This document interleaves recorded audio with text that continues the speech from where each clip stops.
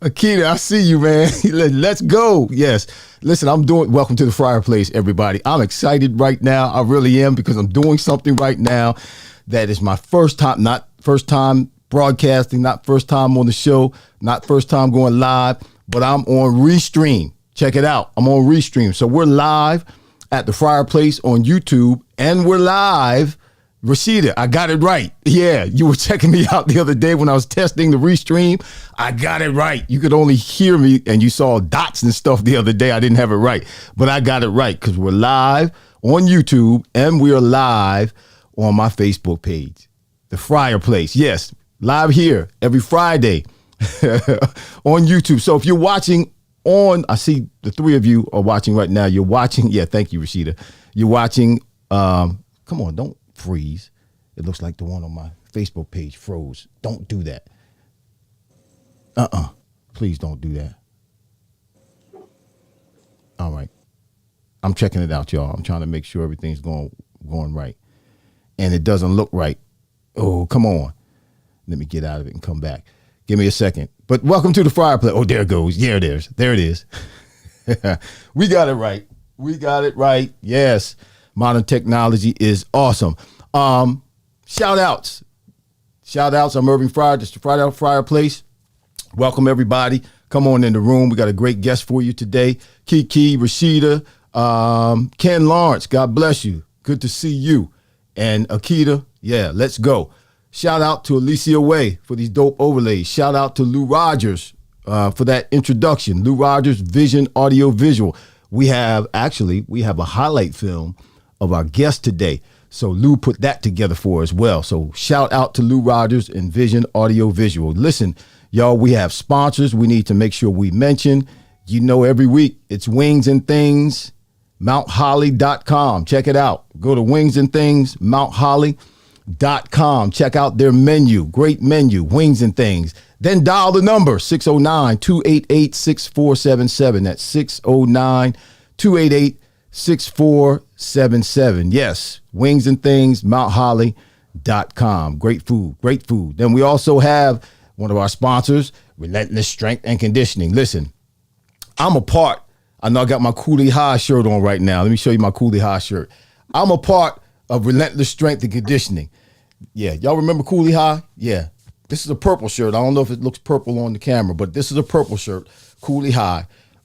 But there's some Relentless Strength and Conditioning behind this. Yeah, if you want to look like this, you want to get it right, keep it tight, go to Relentless Strength and Conditioning. Yeah, that's my man right there. Ask for Robert right there. 1703 Industrial Highway, Unit 6, Cinnamon, New Jersey, 08077. Call this number, 609-458-8584, and ask for Robert. Reference the Fryar Place or Irving Fryar, and you will get a discount. I don't know what the discount is, but you'll get a discount.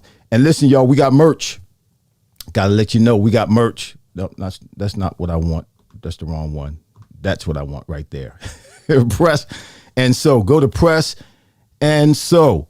PRESS, the letter N, then SOW.com/TFP, The Fryar Place.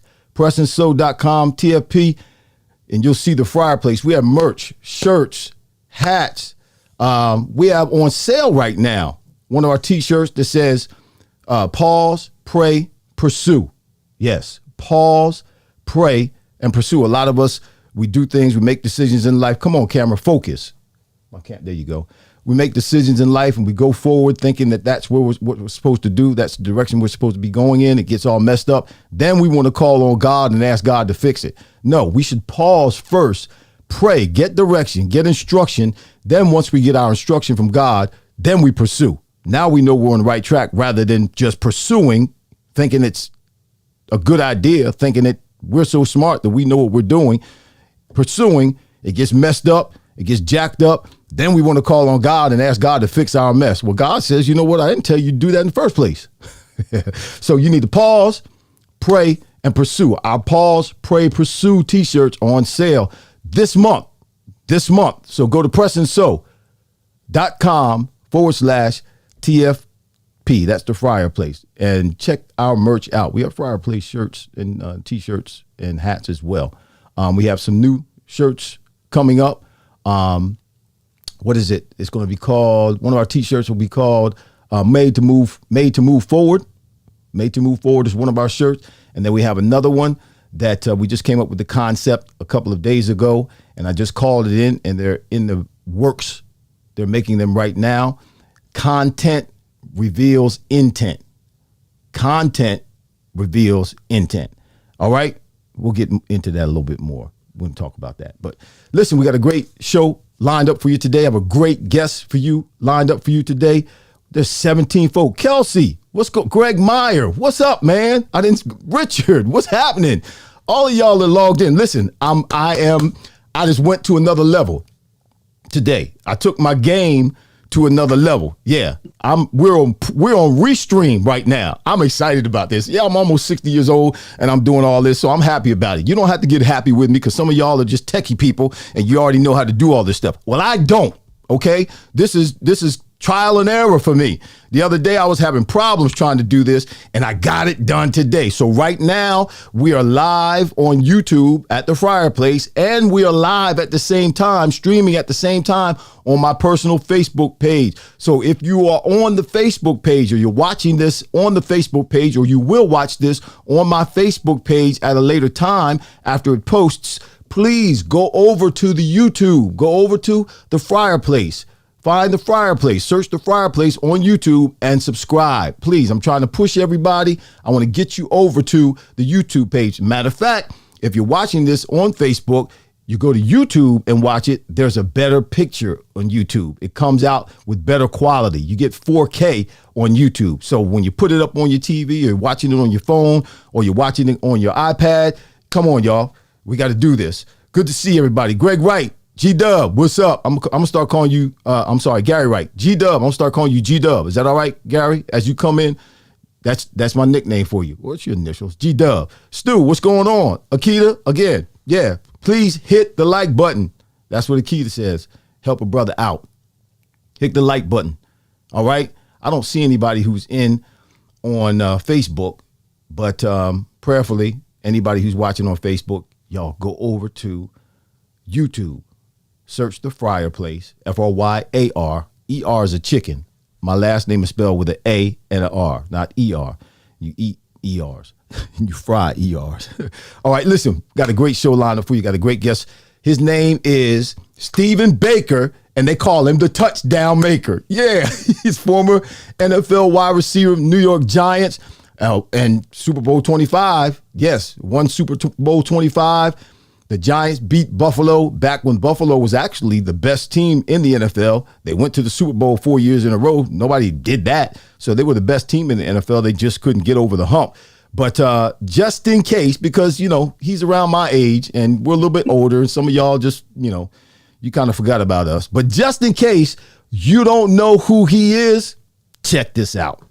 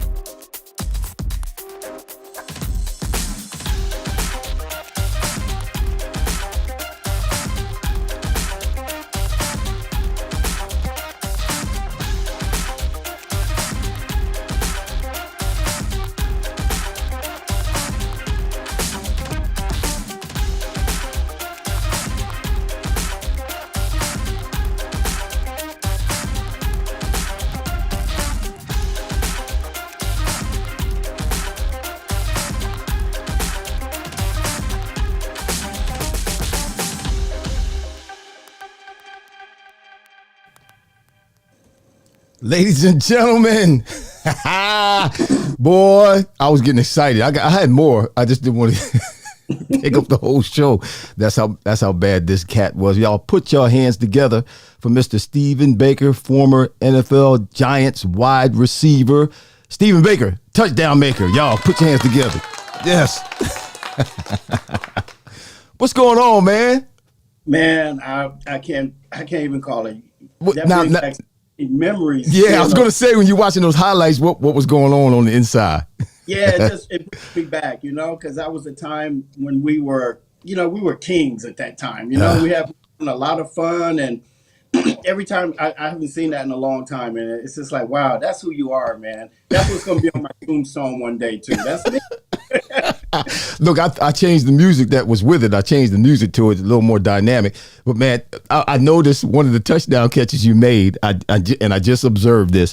You made the catch. You're in the end zone. The play is pretty much over, and you're kind of you're stumbling, but you've already put your feet down. You've already made like maybe 2.5, 3 steps already. The defensive back is already beat. Then he runs up to you and pushes you down. He pushes you down in the end zone. Now I know back in that time, he did not get a penalty for that when he would have gotten a penalty in today's game. But that was the game that we played, man. It was a little bit different type of game. He did get penalized for that one. Oh, he did? It was real late. It was real late. Real late. And what I love most about the whole tape of that, my teammates came to my rescue. Big Dog, William Roberts, and Bavaro. They came and gave him some business, man. Yeah, and that's the difference. There's a big difference in a lot of different ways in the game today. And you weren't, you were 5'8", 100, literally 150 pounds. Is that how much you? 158. Now 158. Now, yes. To those of you who are watching right now, that's not a normal size in terms of weight and height, for anybody in the NFL. So this is a special guy, drafted in the 3rd round in 1987 by the Giants, played 6 years, all 6 years. That doesn't happen anymore. All 6 years for the Giants. And then you had to quit, or you retired, or you had to stop playing because of an injury. Was it? Yeah, and also because they brought in a new regime, and you know how that goes when they bring in a whole new coaching staff. Yes. I was released by the Giants. Uh-huh. I did have an opportunity to go play for the Cleveland Browns. And that's when I sustained the injury to my back. And it was like I had to get a shot every 6 hours just to be able to walk again. Mm-hmm. So I said, you know what? Maybe it's time to quit or give it up. And it wasn't, it's not an easy choice. And, but, I was blessed to be able to play those 6 wonderful years and do everything that a receiver dreams of doing. So I fulfilled all my dreams of my NFL career. I did everything I wanted to do. Okay. Now, when you had to make that decision, I'm kind of getting off track here. I'm just kind of flowing with what you're saying, because I did want to ask you certain things. But you talked about you were getting the shots. It was happening a lot more frequently than you would like to have it happen. All of us. I mean, I've done the same thing, thinking I'm being tough, but really being stupid. How tough was that decision for you, man? You're only 6 years in. You could have played, I'm sure, another 4 or 5, 6 years easy. How tough was that decision for you? Did you think about, okay, maybe I can survive with these shots? Did you think about that, or was it because it was your back? You were like, no way. Yeah, it was because it was my back, and you think about it like you want to be able to have a life after football at some point. And, and it wasn't an easy decision, Irving, because I love football. And I'm not just wearing this Giant hat because I'm on here with you. I'm still a diehard Giants fan till the day I die, and a fan of the NFL. And I even told you the story I shared with you. I was a fan of you when I was working security at a Raiders game. And y'all came in there and kicked the Raiders' butt. That had to be in the playoffs. It was in the playoffs. I believe it was the playoffs, wasn't it? Yes. Yes. And I saw us leaving, and I of course, I knew all the receivers, Stephen Starring. I knew all the receivers in the league. Yeah. And I said, wow, look at that. They're on that bus. They came here and kicked butt and about to bounce. And so not to get off topic, you were a big inspiration for me as well, because I watched all the receivers when I was in high school and junior college as well. Wow. Well, I appreciate that. We did talk about that. That's how I met you was at a charity event in Toms River. So, and we did talk about that a little bit. I do want you to tell your story that you told there, but before we do that, someone has a question. We like to interact with our fans who are watching right now. And Kiki says, yes, he was, Kiki. He says, was he on the same team with LT while he was playing? I'll let you answer that. I know the answer to that, but I'll let you answer the question. Otis Anderson, he was MVP. He gets asked that same question, and his reply is, LT played with me. There you go. It's an honor to be able to say that I played with those guys, because I still look up to them, like, Harry Carson, LT, Bavaro. I was just part of the puzzle, you know what I mean? A piece of the puzzle. And I enjoyed my role on the team. And those guys were legends. They still legends to me to this day. And it was just great to be a part of it and play with them. Call LT up anytime, see him at golf outings. We always joke about who's the darkest. And I told him, he's so dark. I told him, who's the darkest? He's so dark when he closes his eye. Oh, Lord have mercy. You killing me, man. But we're the only ones that can give him that, though. Right. Yeah.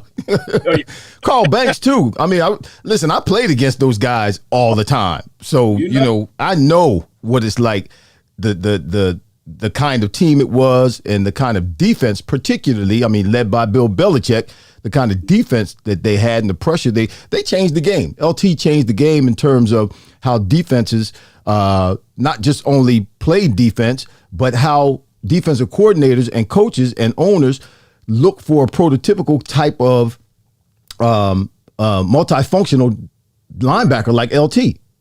That's how he changed it, and defenses changed because he was so much able to do so many things. He could rush, he could cover, he could, run and tackle, whatever it is he needed to do. He's a great athlete, he can get it all done. And you got this giant of a guy with all of this strength who can do it. And he was one of the first linebackers to ever break through that barrier. And it's been that way ever since. He changed the game. Position, and if you recall, when you run a toss away, they don't even account that guy for being blocked. Had to stop that. Run him down, man. Yeah, they had to stop that. Stu asked, I think he played with my cousin Jason Winrow. Did you play with Jason Winrow? Jesus, did he play with the Giants? Stu, did he play for the Giants? I grew up with Stuart Winrow. Stu comes on, and I don't know, Stu, did he play for the Giants? Jason Winrow. I didn't know you had a cousin that played, Stu. That's great. G Dub says he is no. Gee, I didn't mean to put that up. You must not be a Giants fan. It's all good. Yeah. No, I know this. We're down, and you know what? And New Jersey's kind of split, where the Southern Jerseyans, South Jersey is more Philly, and North Jersey and East Jersey is Giants. Because when I was at Toms River with you, there were nothing but Giants fans over there.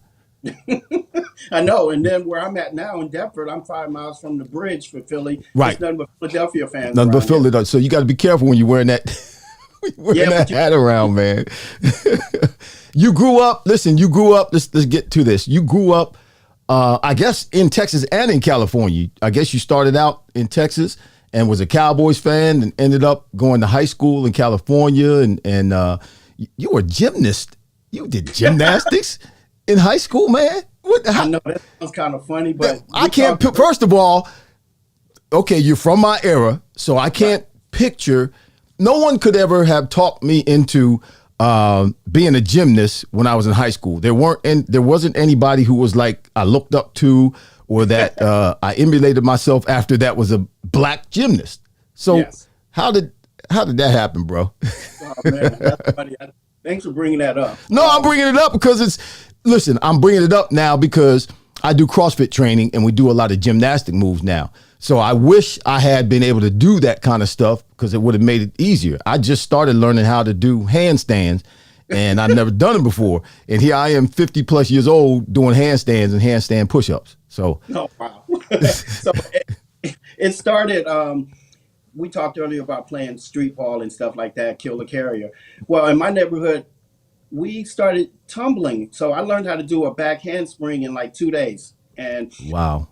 Progressed into doing a back. We had an older guy named Poppy who used to spot me on the backflip part. And I was doing round off backs, and next thing I know, I'm doing round off handspring, back, back. And then, long story short, my football coach was also the gymnastics coach, and he needed somebody to do floor exercise because they had some guys that didn't have good grades. I don't know why he picked me because my grades were horrible, but did he drew up a routine for me, and I got to tell you, I did it for the whole season, and it was it's one of the most. It's quieter than golf, man. You make a mistake out there, people are looking at. It's so quiet. I didn't like that part of it, but I will say this: the gymnastics background helped me when I would go across the middle because, like a cat, I'm gonna land on my feet. You're never gonna catch me landing on my head, man. I knew. Right.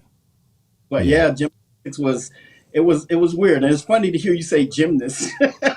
Well, you were a gymnast. If you were taking gymnastics and you were a gymnast. But, hey, Lynn Swan took ballet. Yeah, well, there's a difference. I beg to differ. There is a difference between ballet. I don't think ballet dancers flip upside down. No, they don't. Ballet dancers do land on their feet. Don't get me wrong, but they don't necessarily flip upside down. Both are beautiful, but I prefer gymnastics. It was fun, man. I really, I graduated to doing a full Arabian twist and all that stuff, and it was fun when you landed it, man. I was again doing some research on you, just kind of listening or reading some of the interviews that they had posted about you, and I'm careful about believing all that stuff. I made that mistake a few times, reading stuff on the internet and using it in an interview, and it's not accurate because everything that comes up on the internet, y'all, is not accurate. Okay. So don't believe everything that's on the internet. But I know you come from it, and people don't get this. Young people just don't get this. They don't understand this. They can't fathom this because they just have not experienced it and will never actually experience it. We come from an era, you come from an era, and you talk about this in some of your interviews, where TV was black and white, where we had to play outside. We play, like you said, kill the man with the ball. That's what we called it, kill the man with the ball.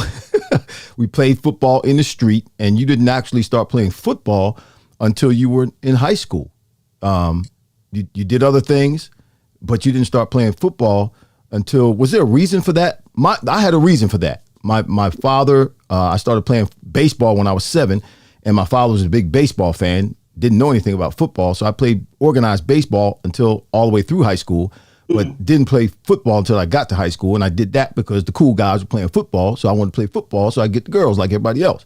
But baseball was my sport. Was there a reason you didn't play football until you got to high school? Yeah, man. My mother was a single parent raising my brother and myself, and she couldn't afford the Pop Warner prices. Okay. So what we did, which was pretty genius by us, we used to go to the games, and then at halftime, when all the teams would go back off to the side, we would go out there and play Kill the Carrier, and people would cheer for us. And that's how I got through playing football in front of people. And then when I got to high school, of course, and got equipment on, I was like, wow, this is like cheating. And that was the main reason, man. We couldn't afford it. And I think that was the best thing that could have happened to me because I was playing against people that were bigger than me. They didn't care if you were 8 years old and you want to play with the 16-year-old. Right. You out there, you afraid of me, but just run fast. Look, that's how I learned too. We have that in common where, I didn't play organized football until I was in high school, but the football that I did play was out in the street with the bigger boys, with the older boys. And they didn't care that you were smaller and that you were younger. We played rough touch, and it was out in the street. And you weren't done when you just got touched. You had to be touched and pushed down. That's it was called rough touch. So right. Listen, you're in the Fresno County Athletic Hall of Fame. You got inducted back in 2008, was it? Yes. Back in 2008. Talk about that, man. How'd that make? I mean, you played in the NFL. Obviously, you made it, but your career. I'm going to say your career got cut short because of injury. Because I'm just going to assume you would have played longer if you could have, if it weren't for the injury. But yet and still, man, you've gotten acknowledged for being a great athlete. You went to Fresno State College, right? And you've been acknowledged as a great athlete. So talk about that and how that has changed your life for you? What kind of a difference that's made for you? I still remember when I got the call, man. I was so honored because I was only there for 2 years because I went to a junior college first. And for them to recognize what we did that year, because we only lost 2 games, I believe, the 2 years I was there. Okay. We won the championship my first year there. And when they called me to go to there, Coach Sweeney was still alive. And, it was just so great to go back there and see him again because he was such a great coach and a great motivator. And Right. I will never forget Fresno. We called it the Big Red Wave. I tell you, Irvin, it wasn't a big time college, but 36,000 people would get to their feet when I was returning punts, and they used to hold up sirens because somebody was going to be going to the hospital because of a crackback. And they used to get to their feet, and I'll never forget playing for Fresno State. And when I got that honor, I got to sign a helmet, and someone told me to put HOF on it. And I was like, you know what? This is pretty cool. First time I can put HOF. HOF. Yeah, man. And those crackback blocks are illegal now. I used to be pretty good at that, man. I used to love that. Now you get a penalty and fined. Yeah, not just a penalty. You'll get fined for it, which that was, they really, and I don't necessarily want to get into this, but they really taken the intimidation factor out of the game, and that's to me, that's what a lot of football was all about, was being able to go into a game and impose your will over your opponent. And by the time the fourth quarter came, you had such an impact on them that you were able to overcome and win the game. But the intimidation factor doesn't exist anymore. When we're going across the middle now, when they go across the middle as a receiver, you don't have to, a defensive back has to try to figure out how to hit you without getting a penalty. And oftentimes you see these defensive backs today, they'll get in an awkward position trying to hit the receiver and not hurt the receiver and end up hurting themselves because they're trying to figure out how to hit the receiver without getting a penalty. So it really has not just made the game less impactful with regards to, being able to impose your will and intimidate your opponent. Because, if I got a punk across from me, what are you supposed to do with a punk? You're supposed to punk him, right?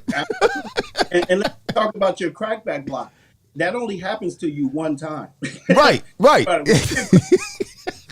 I don't know about you, but I remember an interception, and I took off after somebody, and somebody laid me out. Yeah, man. You had to keep your head on a swivel. Head on a swivel, then go get them. Interception, you better look left and right. Okay, then I can start chasing after the defensive back.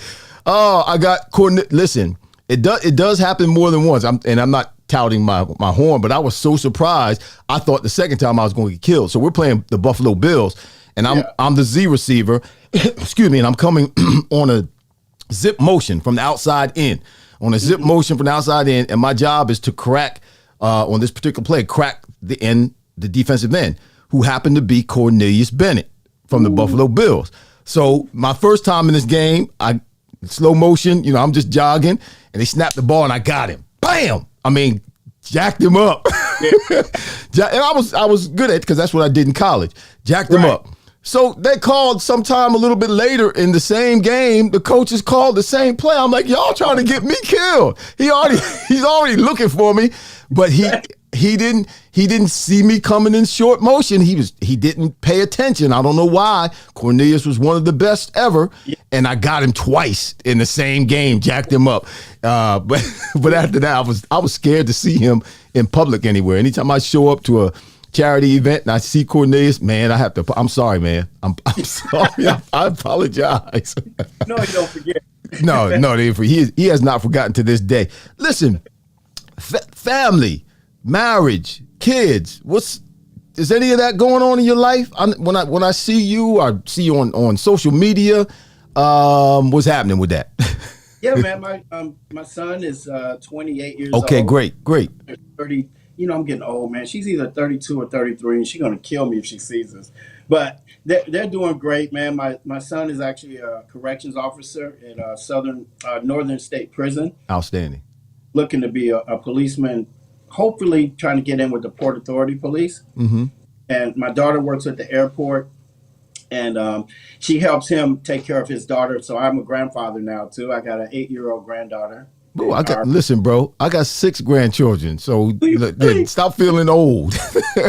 And my oldest child is 36, so Oh, you're right. Yeah, man. I got 4 kids, so we're right there. No, we just never really talked about it before. I didn't know if you had children. yeah. Is that have an influence on what your hobby is? You have a hobby of Yeah. Oh, flying, and I see one right behind you. Helicopters. I just got a drone recently, and not that you were my inspiration, but you kind of, when I found out you did the helicopter thing, I'm like, okay, so it's not like I'm not that bad when it comes to getting a drone. It's like getting a toy at 59 years old. So no. you fly helicopters, remote helicopters, and remote planes. Yes, I do both. And when they get to the level that I'm at, Irving, real quick, they're not toys anymore. Uh-oh. That They're wow. not. Yeah, that's not a toy. That's not a That toy. screen is so big, but yeah, this thing is not a toy. Wow. It will. It can hurt you really bad if you don't know what you're doing. And I just like the. You see, I'm wearing this NASA T-shirt. I want to think that I'm a smart guy, but really I get all my information from YouTube when I run into problems. But I've been doing this ever since. I always wanted to do this ever since I was a kid. So this is why the transition from playing in the NFL wasn't. It was bad for about 4 years, but my other passion is this and video games. And I tell you, we call it a maiden flight when you're going to take something out for the first time. That get that same excitement of playing in an NFL game because you don't know. It's just nerve. It brings you back to life again. So Wow. I kind of know what you're talking about in terms of that nervousness because, when I bought my drone, it was probably 3 months before I took it out before its first test flight because I was so nervous. And I ended up speaking to one of my former teammates who's a good friend of mine.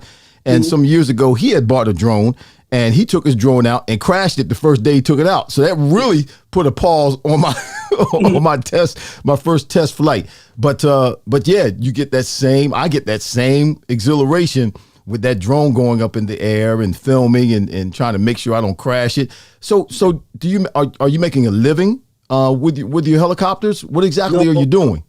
really my hobby, man. I belong to a club where we have like over 75 members, and most of the members are in their 80s and 90. Our oldest member is 90 years old. We Wow. have a beautiful flying field in Mercer County, which I belong to the club. And I tell you, it's like the field of dreams there. It's such a pretty backdrop.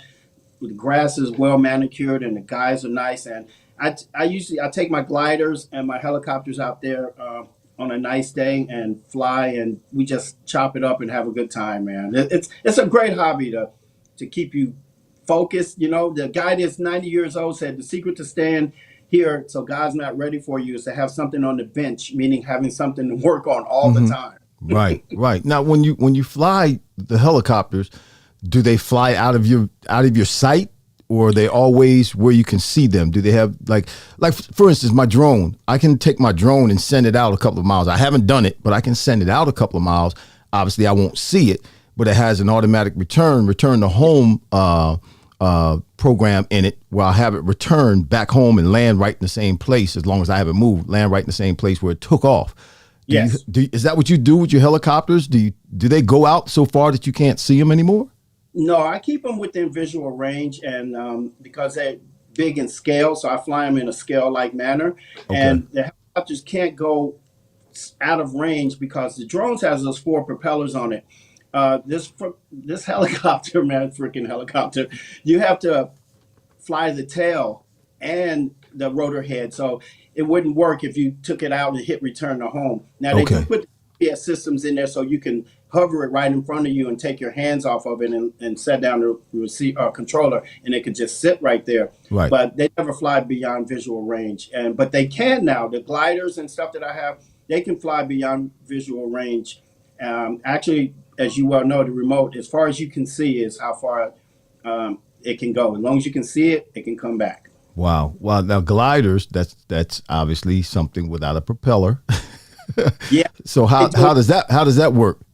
Yeah, I have a front propeller on the front, a motor in the front. Get it Okay. up to altitude, then find the birds because the birds know where the thermals are, man. Wherever those birds are circling around, you get in that Oh, thermal, chop the engine, it'll take off in a thermal, man. I've had a glider wow. out of sight. It's like getting caught in a riptide. Well, that's almost like fishing. You go and you see the fish jumping up. You know, there's some bigger fish up underneath them feeding. Oh, using animals, right? Yeah, that's awesome, man. That's awesome. Let's get to some of the comments. Does Steven know Tim McDonald? G Dub wants to know, do you know Tim McDonald? I believe he was a defensive back, right, for USC. Was he a defensive back for USC? Yeah, I don't know. I got a lot of questions here. Yes. I remember Tim McDonald. He was a DB. Yeah, okay. Rodney Lewis, what's going on, man? Roger Lindstrom, what's going on? He called it towel block. I guess he's talking about the crackbacks. We call it towel block. Yeah, I've heard them call that before too, Roger. Towel block. Yes, sir. Tony Ortiz, what's going on, my brother? How are you? Good to see you. I'm going to put your question up here. Mark Ingram's third down catch and run is my all-time favorite Giants football play versus the Bills in the Super Bowl. How did that spark the team at that time? Well, let me tell you, Tony, I should have been blocking on that play, but I was watching Ingram juke all them people out and get that. That play right there solidified what we were all about. You know, we weren't a team of big play receivers. Mark Ingram only had 36 catches that year. Right. I think I had 4. That was the league. We played in a run-first league. We didn't catch many balls back then. We caught 70 balls, you went to the Pro Bowl. Now you catch 70 balls, you get cut. Exactly. So, you know, like I said, going into that game the night before the offensive coordinator, Ron Earhart, said, look, guys, at the end of this game, I want to have the longest time of possession in Super Bowl history. And we did it. And we knew we weren't going to get a lot of passes, but we didn't care, man. We were a team. We just wanted that ring, man. That's awesome. And yeah, that's how we thought back then. And we have something else in common. I got an opportunity, just like you, to play with Mark Ingram. When after the Super Bowl, Mark came down to Miami. And let me tell you something. I learned a lot from Mark. I learned a lot from Mark Clayton. I learned a lot from Mark Duper. I learned a lot from Mark Ingram because I had just come out of a system up in New England where we just didn't run the ball. I mean, we didn't throw the ball. We just didn't.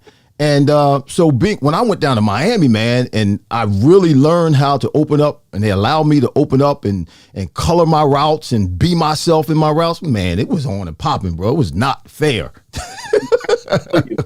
When y'all came back here and played the Jets, and Ingram had those 4 touchdowns in that game, yeah, man, we had I had a ball down there. I was rebirthed in Miami. That's when I really learned how to be a receiver. I was a receiver, but I came out of college as a wingback, and we didn't throw the ball when I was in New England. So I spent 9 years up there, really, you know, not really learning how to run routes and how to move guys around, how to escape, you know, bump and run the way I learned when I was in Miami. I learned a lot just in that first training camp from Ingram and Duper and Clayton, because man, those cats, they were ahead of the game. They were ahead of their time.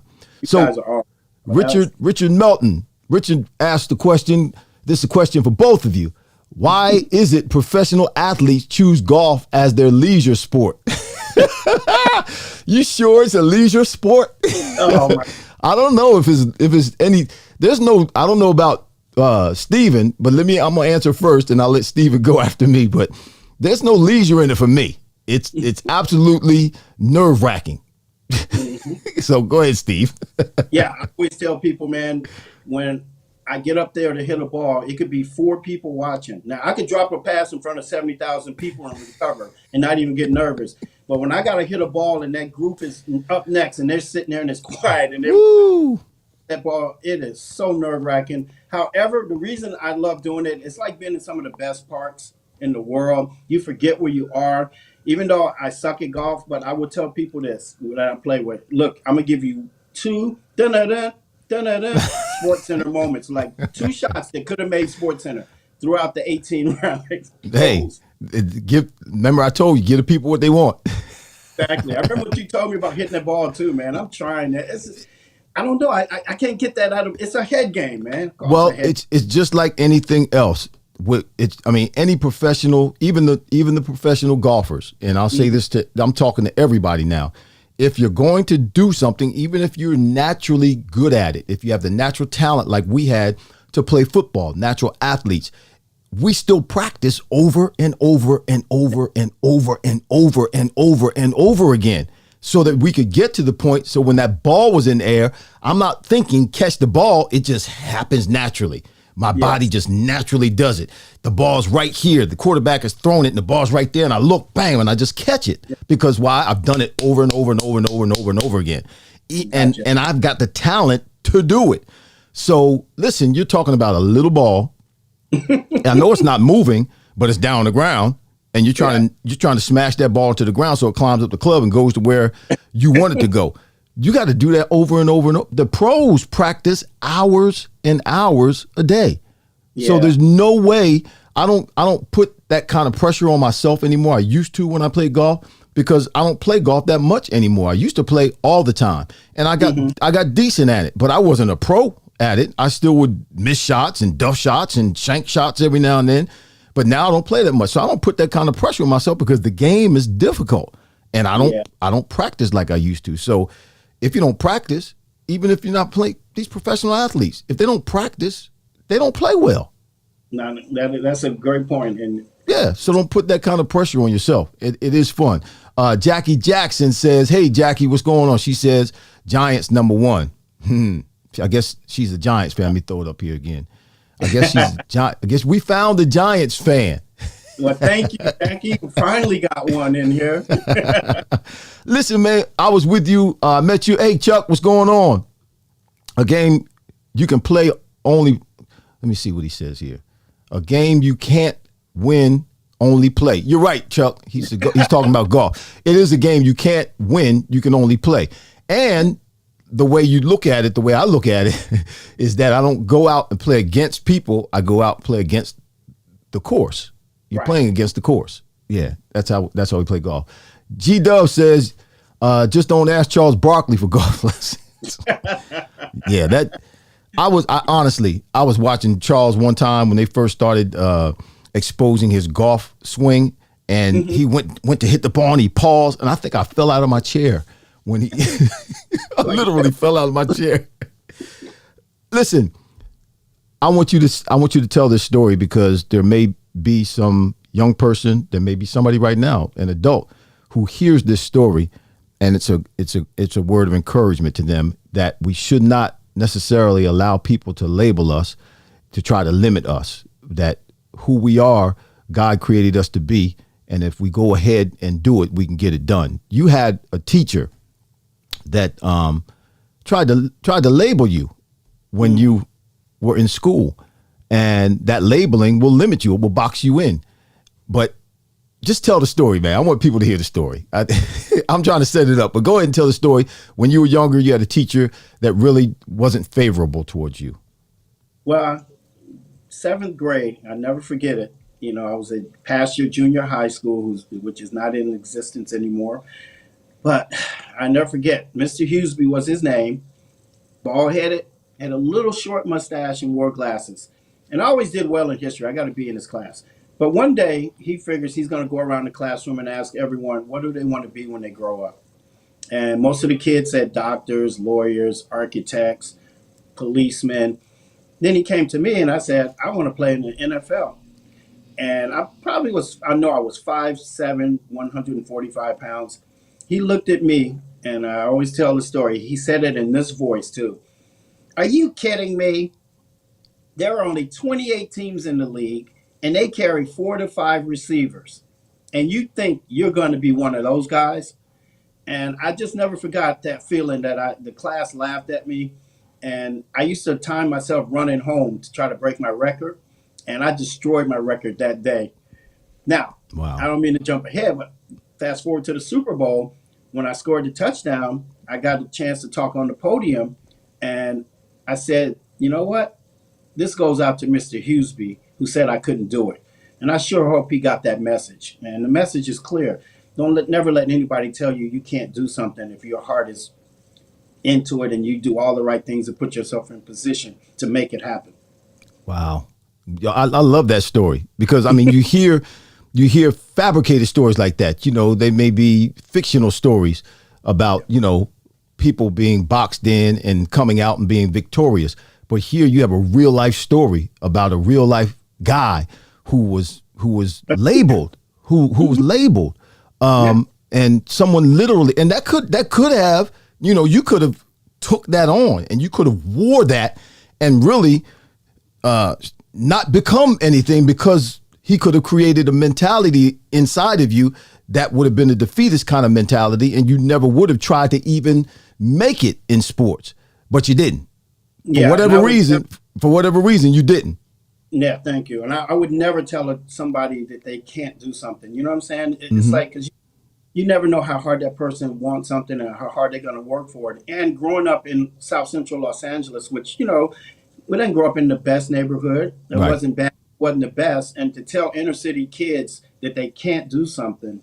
So I learned from that too. I learned never to, that I wouldn't do it anyway, but I learned never to tell somebody they can't do something. And it's still going on today, where people, not just in school, but people will label other people to try to limit them, to try to box them in. No, we all have purpose. God created all of us, and we all have purpose, and that purpose comes from God.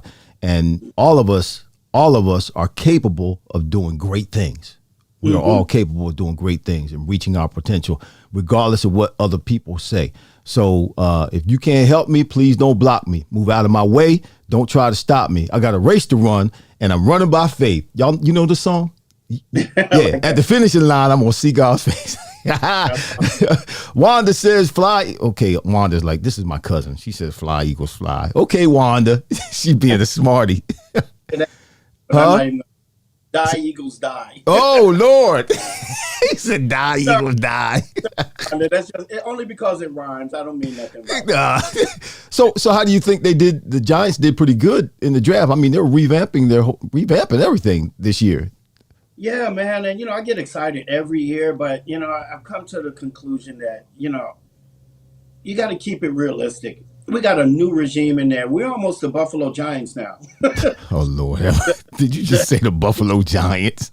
The head coach, general manager, and he brought in a receiver, and some running backs, I think. But it's going to take a while. As you well know, you can have all that, but you got to have chemistry. These guys can all buy into it. And I'm hoping for that to happen. And if we win one more game than we won last year, that's a step in the right direction. Let me put this comment from Wanda. I'm glad you have former players on your show to let young people know after sports they're doing great things. Yeah, it doesn't start with sports. It doesn't end with sports. It's not all beyond, everything's not sports. There's life after sports, and there has to be life after sports. Why? Because sports are for young people, and we don't stay young.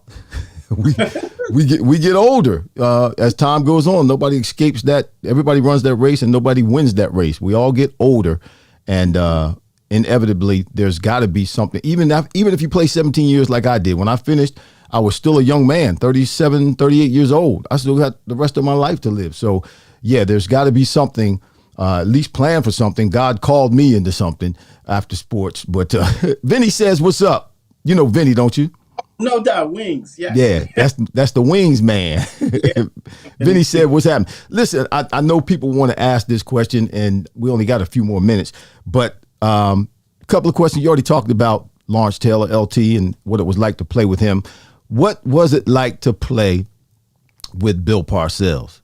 Now, when I left. When he came to New England and drafted Drew Bledsoe, I was already trying to get out of New England. So he came to New England, and he made a comment in the newspaper that anybody that didn't want to be there, he would oblige them. He would let them go.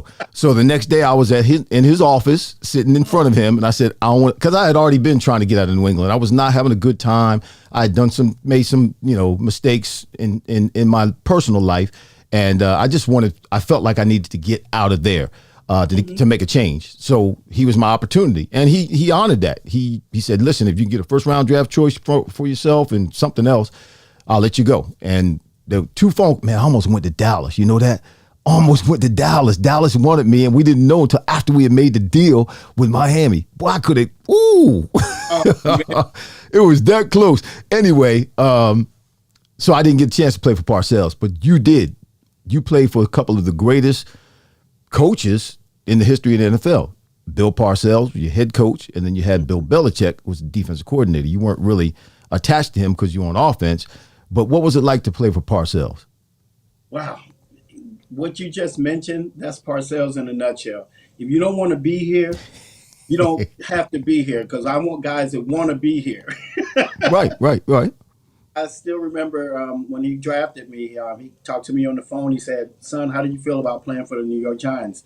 I'm like, "Coach, I'm all in." And he said, "Cool. One thing you got to do, you got to hate the Redskins." And I was like, "Coach, I hate the Redskins." But he is such a demanding coach, Irving, like far as like, he knew what buttons to push on everyone. For instance, he know all throughout my career, my size has always been an issue with me. So one day I walked past him and he says, "Look, you got 3 strikes against you. You're little, you're from California, you got an earring in your ear, and I don't like any of them." I'm like, wow. Wow. And then to boot, a week later in practice, it was 30 something. I never played in below zero weather. So I walk out there, I'm dropping all these passes, trying to catch them perfect, going off my fingertips. End of practice, calls up everyone and says, "All right, practice over. Baker, come here." And then he looks me in the eye and says, "I don't even know why the F word, drafted your A word." This dude is serious, man. So Scared you to death, didn't he? Scared you to death. Yes, that was his whole thing. You always knew where you stood with him, and if you didn't like it, you could come. He said, "My door is always open. If you want to know why you're not playing, you come in and I'll tell you." So that's what I admired most about him. He was straightforward, and he didn't pull any punches. He was a real coach. Right. Coach, you call him Bill. Wow. So Yeah. do you have any crazy Bill Belichick story besides him cussing you out and threatening you? Now, Belichick, I really do have. Me and Odessa Turner were rookies. He's a country boy from Monroe. We didn't have suits. Actually, we was playing against you guys our rookie year in the preseason game. We didn't have suits. So we didn't have a car. And Belichick said, "Here, you guys can take my car." So we take his car, go to the mall, and we buy stuff that the mannequins were dressed in, which was a mistake when we got on the plane. But we accidentally locked his keys in the car at the mall. Oh. And I had to call him and tell him that we locked his keys in the car and what should we do. And he got on the phone and he said, "Look, you guys find a way and get that car back here. That's my wife's effing car." Wow. And I knew we were getting cut after that, man. Belichick was a real coach. And don't forget, Tom Coughlin was my wide receiver coach. That's right. Coughlin too. He's not as famous as the other two, but yeah, and you had Romeo Cromwell there as well, right? Yeah, he was our special teams coach, man. Yes. So he was a special teams coach back then. Wow. Yes. Yeah. Wow. It is a good old boy network, isn't it? Oh my God, yes. And all of them fall under the Parcells way of thinking and stuff. And tell you what, he was just a no-nonsense coach, man. And one last thing I'll share with you about him. We had a meeting one time, and imagine you're somebody who owns businesses, you saying this to your employees. We had lost 3 or 4 games in a row, and he came, had the team meeting, said, "Look, guys, management is starting to come down on my A. This is how it's going down. If I get fired, you can best believe I'm taking some of you SOBs with me. So get your heads out of your butts and start playing." So he would always threaten your heartbeat. Well, you know what? That's old school coaching, because Don Shula, rest his soul, he would do the same thing. Don Shula would, "Man, I'll cut your behind yesterday." He said, "You better get it right or you out of here." In front of everybody. It didn't matter who it was. Well, he didn't talk like that to Dan, but Dan was the only one that didn't get talked to like that. But everybody else, he didn't ever say it to me, because I was always on top of my game for the most part. So, I was producing and doing what they brought me there to do. So, so I was one of the guys, but there were those other guys that was marginal guys and new guys coming in. Man, Shula was threatening it. Old school. He would run us to death, man. Run us to death. Oh my goodness. So one last thing. We're got a couple minutes left. I know you do charity work. I know you go and you speak, and you're an encouragement to people, and you're very positive. Somebody who's watching this right now, they don't have to be a young person, just somebody. You're in a room of people right now. We're living in some crazy times. It's crazy. We talked about this briefly, all of these shootings taking place, and legislation seems like they just don't want to do anything. I don't know what the hesitation is. These stupid gun laws that are too liberal and too free, and it's not restricting enough. These problems we're having in our country with all of these killings. And we have 50 plus percent more shootings like this than every other country in the world put together. What is your message to people? Well, man, we talked about it earlier. First of all, don't take anything for granted when you go into a public place. I mean, it's not being a coward, or it's just thinking. Like, I think ahead. Every time I walk into a place, I'm looking for an escape route just in case something is going down. I look at people too that don't fit the mold, and I'm not trying to classify anyone, but you can see if someone looks strange. If they come in there with it's 90 degrees outside and they're in a black overcoat. Right. I'm walking the other way. Right. And and nothing against people that own weapons. I don't own a weapon, but I shot a shotgun last year at a shooting range. We did a thing for the Boy Scouts, shooting clay pigeons, and that was fun. I get that part of it. Right. But to be able to go out and get a weapon without any type of background check. I mean, it's harder to get a driver's license than it is to get a gun to kill somebody. And a car can do the same thing if in the hands of the wrong person. But it's harder to get a car it's easier to get a gun than it is a car. Right. Yeah, it's tough. It's hard to get a car, hard to get a house. But yeah, it's just, and just be aware of your surroundings. You have to, I stopped going out of the house. I got my studio. I'm going to stay in my studio. And you know what I literally did? Because gas is so high. The car that I have, you have to put premium in it. It doesn't run right if you don't put premium in it. It has to have a certain level of octane in the gas. So my wife and I parked my car because it costs too much money to put gas in. No, seriously.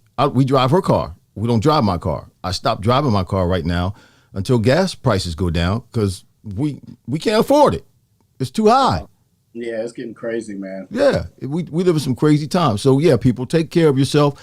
We're supposed to be people who care, who love for one another, who look out for one another, who are concerned about one another, who should be lifting one another up and not tearing one another down.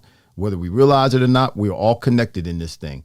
And when one goes down, one hurts, one suffers, we all go down, we all hurt, and we all suffer, whether you realize that or not.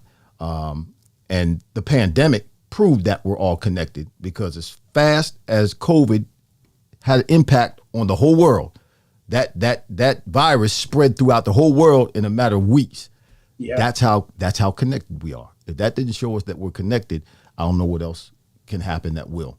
But man, listen, I appreciate you being on with us today. It was a good show. We didn't get a chance to cover everything. You never can. It's only an hour time. There's so much more, so much more depth to you. There's so much more to you and things that you're doing.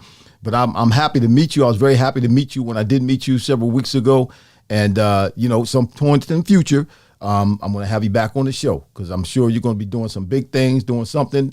We're going to get you. What's going to happen is when you get better at golf, we're going to do a whole show on golf. You and I, we're going to film our swings.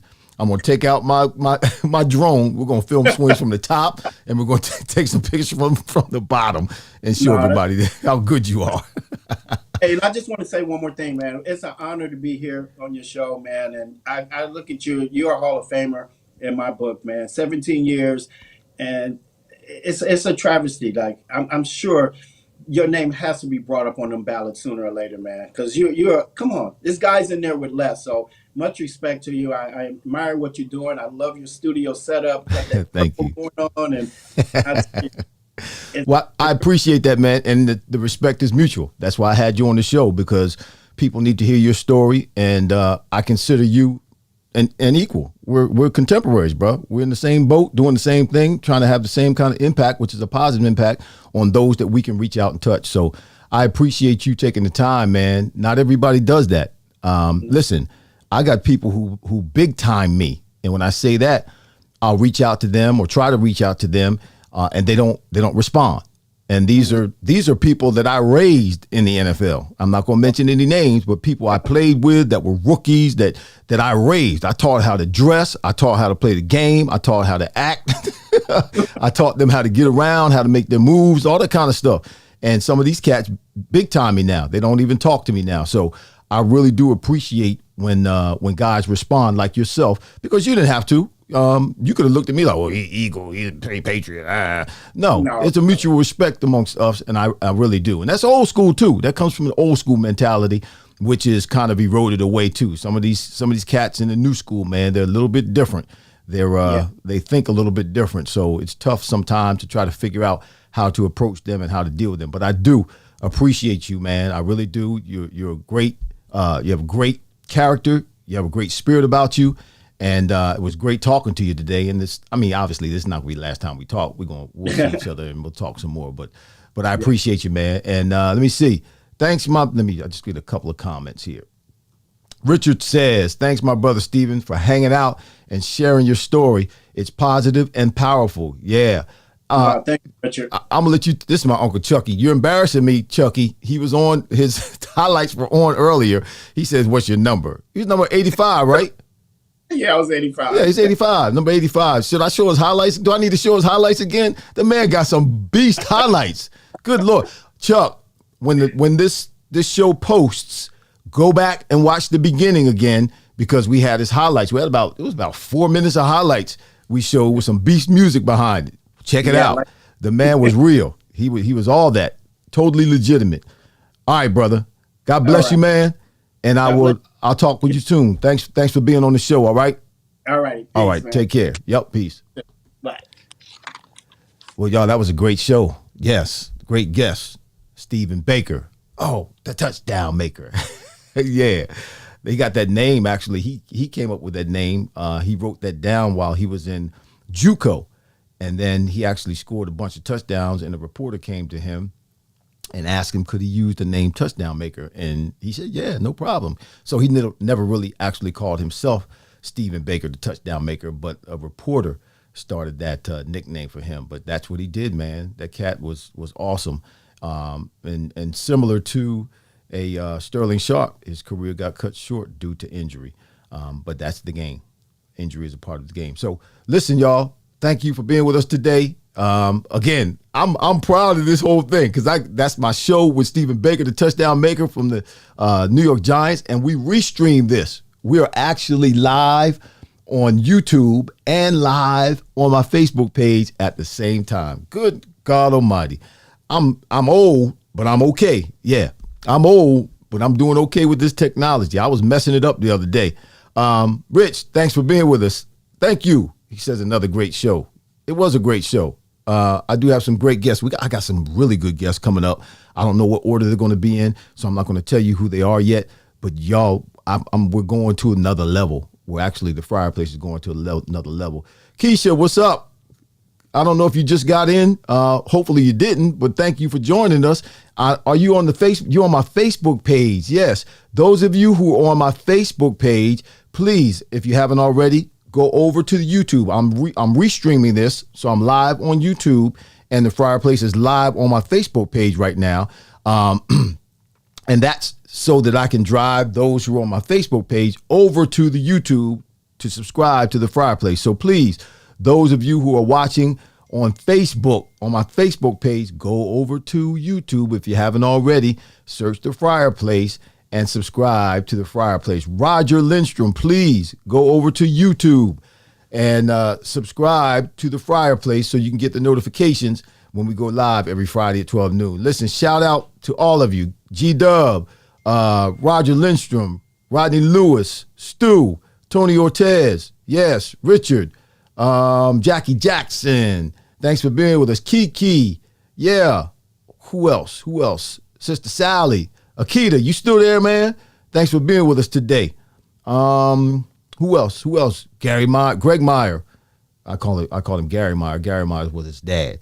His dad has passed away. Good friend of mine. God bless him. Lord rest his soul. Greg Meyer, you still there? God bless you, bro. Kelsey, thanks for being with us. Rashida, thank you for joining us today. I don't know if I said everybody's name. Let me see. Chucky, Aunt Florence, Vinny, Cousin Wanda, what's up? Hey, Wanda said, if you had went to Dallas, I would have put you up for adoption. Why was that? If I went to Dallas, are you not a Dallas fan? You must be. That's right. You're an Eagles fan. Yeah, and all Eagles fans hate Dallas. So I didn't go to Dallas. It was close. I could have won a couple of Super Bowls if I was in Dallas. Man, that would have been nice. Irving and Irvin. Yeah, it'd been Irving and Irvin. But thank you, y'all, for being with us today. Keisha, thanks. Rashida, thank you. I see you saying yes. What's up? Bay, Mayman Bay. Did you see the show?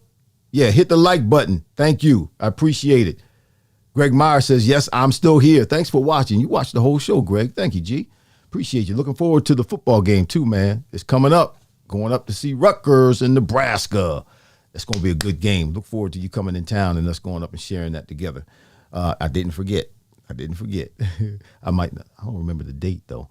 But anyway, y'all, shout out to Alicia Way for these dope overlays.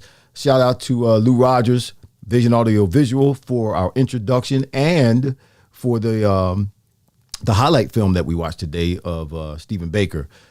Please don't forget, am I in my scene where I need to be? Yeah. Sponsor, Wings and Things. Wings and Things, MountHolly.com. There it is right there. Go to Wings and Things, MountHolly.com. Check out their menu, then dial the number and order 609-288-6477. 609-288-6477. Wings and Things, MountHolly.com. 609-288-6477. All right. Then, listen, we have Relentless Strength and Conditioning. That's one of our sponsors, 703 Industrial Highway, Unit 6, Cinnaminson, New Jersey, 08077. Ask for Robert, 609-458-8584. Relentless Strength and Conditioning. Y'all, we have merch. Please go to pressandsew.com/TFP. This month, our t-shirt, our Pause, Pray, Pursue t-shirt is on sale. Go to Press and Sew. Grab yourself one, because that's what we need to do. A lot of us, again, make decisions. We make choices. We do things. We pursue things. And we don't talk to God. And then we get all jacked up. We get all involved. And it's all messed up, all twisted up. And then we want to go to God and ask God to fix it. And God has the right to say, well, I didn't tell you to do that in the first place. So what do? We pause and we pray, talk to God.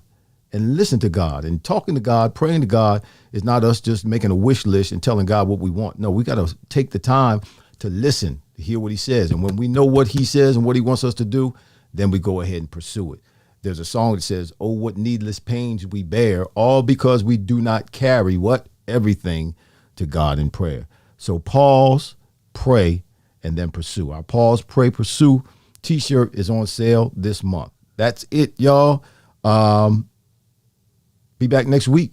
Same time, same place, same places on YouTube and on Facebook. Same time, same place, same purpose. Great conversations. Yes, Keisha. Amen, amen, and amen. I like that. Yeah, we're going to end the show. I'm not, and Greg, I'm not happy. I'm not 60 yet. Stop trying to put me, no, I don't receive that. I'm not 60 years old yet. You know my birthday. Hit the like button, like Mayman said. Hit the like button. I'm not 60 years old, so stop telling me happy 60th. I'm not 60 yet. I'll probably be 60 by the time we go to that football game with Nebraska and Rutgers, but I'm not 60 yet. So chill with that. All right. Making me older than I am. I'm already trying to fight this thing. Anyway, y'all, I love y'all. I appreciate the support. I really do.